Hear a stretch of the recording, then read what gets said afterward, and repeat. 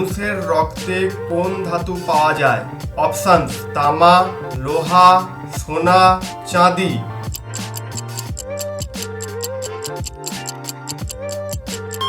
সঠিক উত্তরটি হলো লোহা। দ্বিতীয় প্রশ্ন: 1939 খ্রিস্টাব্দে কলকাতায় প্রথম ব্লাড ব্যাংক স্থাপন করেন ডক্টর উপেন্দ্রনাথ চৌধুরী, রোনাল্ডো রস, ডক্টর নীলরতন সরকার, ডক্টর বিধানচন্দ্র রায়।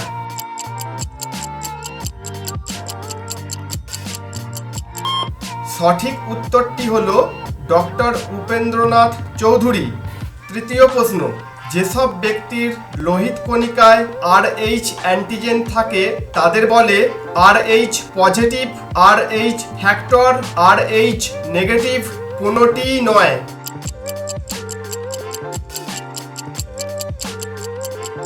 সঠিক উত্তরটি হলো RH পজিটিভ।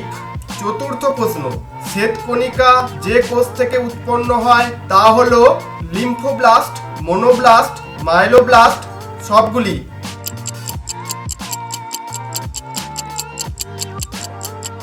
সঠিক উত্তরটি হলো সবগুলি।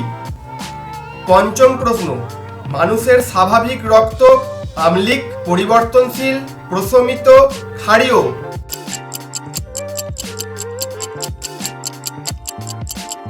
সঠিক উত্তরটি হলো ক্ষারীয়। ষষ্ঠ প্রশ্ন: প্রতি মাইক্রোলিটার রক্তে শ্বেতকণিকার সংখ্যা 4000-এর চেয়ে হ্রাস পেলে তাকে বলে লিউকোপেনিয়া, পারপিউরা, পলিসাইথেমিয়া, লিউকোমিয়া। সঠিক উত্তরটি হলো লিউকোপেনিয়া।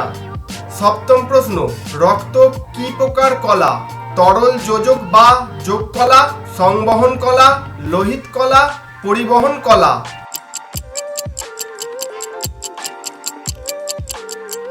সঠিক উত্তরটি হলো তরল যোজক বা যোগ কলা। অষ্টম প্রশ্ন: কোন শ্বেতকণিকা হেপারিন নিঃসরণ করে? Eosinophil, monocyte, basophil, neutrophil.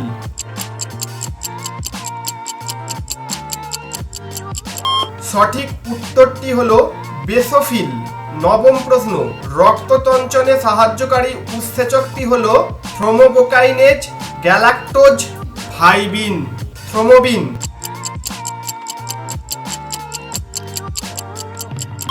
সঠিক উত্তরটি হলো থ্রোম্বোকাইনেজ। দশম প্রশ্ন: রক্তে অণুচক্রিকার সংখ্যা কমে যাওয়ার জন্য কি রোগ হয়? Leukaemia, leukopenia, purpura, anaemia.